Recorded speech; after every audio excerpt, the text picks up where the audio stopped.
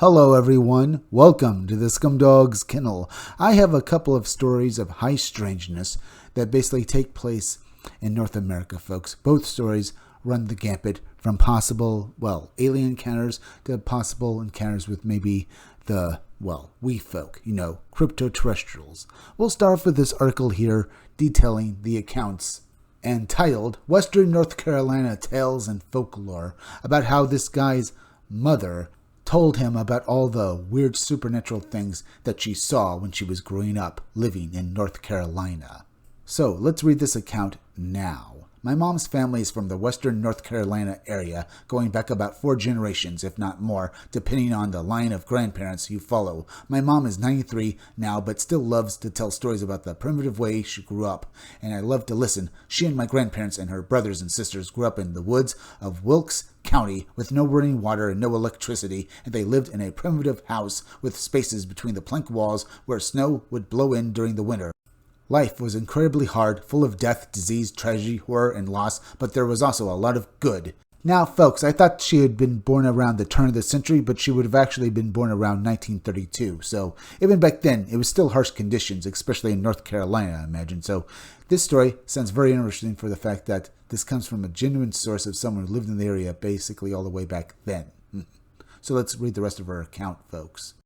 Our story mom tells us about the orb lights that would hang out at the tree line. My grandpa called them jack-o'-lanterns. They were orbs of light that floated around and you couldn't get near them or catch them. Keep in mind that no one had a car in the woods where we lived and they were a good ways from the nearest road. I went back to the old home place in 2019 and I guesstimate it's about a half mile from the nearest road. Another story Mom tells us about when she and some of her siblings were working in the field with my grandparents when they were growing up. They did a tremendous amount of field work because without that, there literally was no food. A few times, they nearly starved anyway. They were in the field and they heard a noise like something falling through the air and headed their way. They looked around and suddenly something hit the ground near them with a tremendous force. They could feel the shockwave from it in the air and they felt it hit the ground and only there was nothing there when they looked. There are also a lot of stories about the sounds in the woods, which I think were bobcats, the local witch that stopped nosebleeds, and the ghost dog in the kitchen that was witnessed by Mom and her younger sister. Heard the same story from both of them my whole life, and my uncle's cow that was drained of blood and left lying in the pasture. There were also many stories about the Wampus cat and little people in the mountains, K. There's also a writer's note, folks. Some of the personal tales that come out of Appalachia, especially in western North Carolina, are some of the best you'll ever hear. One day, I would like to compile many of the accounts I was told by family, friends, and acquaintances from the region lawn. Now, folks, this sounds like some of the accounts that this woman experienced could have been crypto-terrestrial accounts, especially the jack-o'-lanterns, as her father puts it, look like will-o'-the-wisps, and the little people out in the mountain sound like basically your classic descriptions of, elves and fairies. But it was the account with the big boom that she and her family heard as they were working the field that happened just outside of it. It sounds like what happened was something landed there. Perhaps maybe a Bigfoot, an invisible Bigfoot, jumped out into the edge of the field, causing this big boom and causing a big, smoke cloud of dust and dirt to basically be, flung up into the air. And after they checked, folks, maybe that's why there was nothing there, folks, because it was invisible. It was something big and large, and that makes me think of an invisible Bigfoot. Now, I would love to ask this woman if there were any big, large footprints around the area, or if she ever saw any large footprints, period, while she was living in North Carolina. Maybe that would indicate that indeed this was a Bigfoot. But either way, very, very intriguing. But now, let's read this next article, folks. 7 to 8 foot tall, thin humanoid seen running near Cameltoli, Hermitage, California. Yes, folks, this account here, though, sounds like it could possibly be a tall, gray alien, or even maybe an encounter with maybe a pale crawler, but the story is somewhat different from the regular ones that we've seen before. So, as we get into it, folks, keep that in mind. But let's hear this man's account and read exactly what happened to him. So let's read his story now. I saw a very tall humanoid figure that was 7 to 8 feet in height. It had very long limbs, was thin, and was wearing a bodysuit of shiny material. It was running on a hill, moving very fluidly and very fast. As you can see, folks, it sounds like a pale crawler to me, but it was wearing clothes. So let's get back to the article and hear exactly the full account now.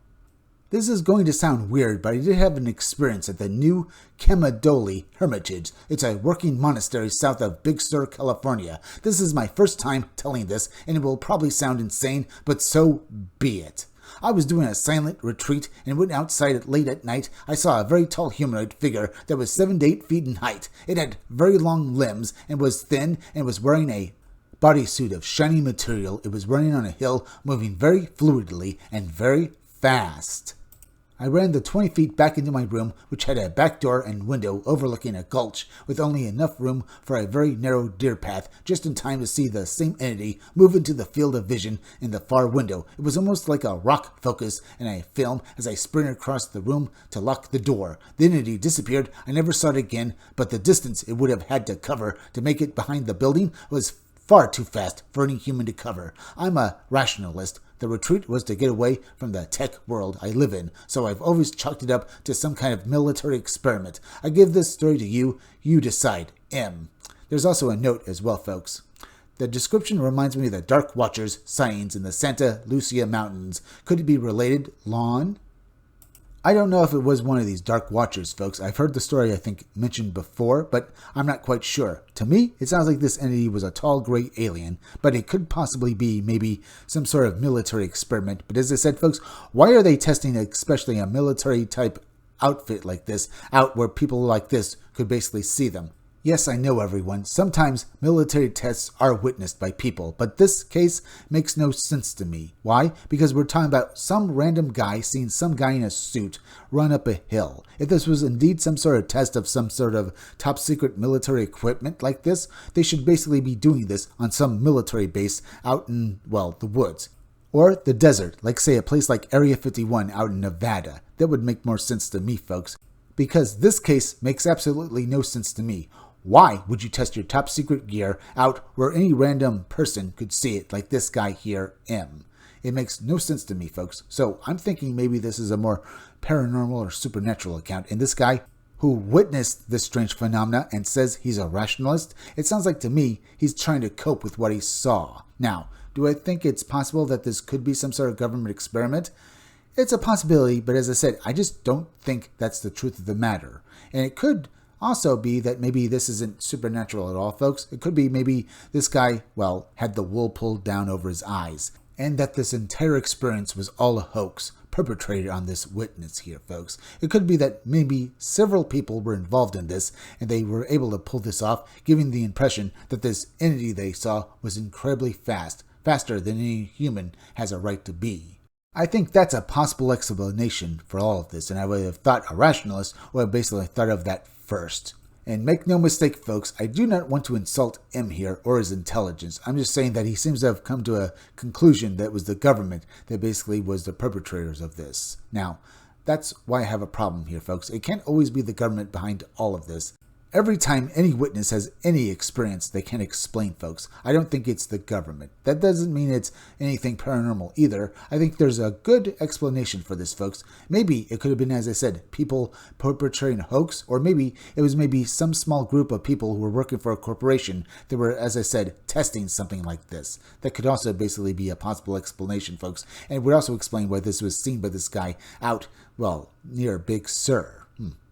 But the witness's account of this strange entity running up this hill sound also very reminiscent of the various accounts this, well, 93-year-old grandmother said about what she saw when she was growing up in North Carolina, folks. They sound similar because, like the old woman's accounts of what she saw when she was growing up, this particular story has this air of something unknown and mysterious about it. So it makes me think that maybe there could be more going on here. Maybe indeed this man saw something.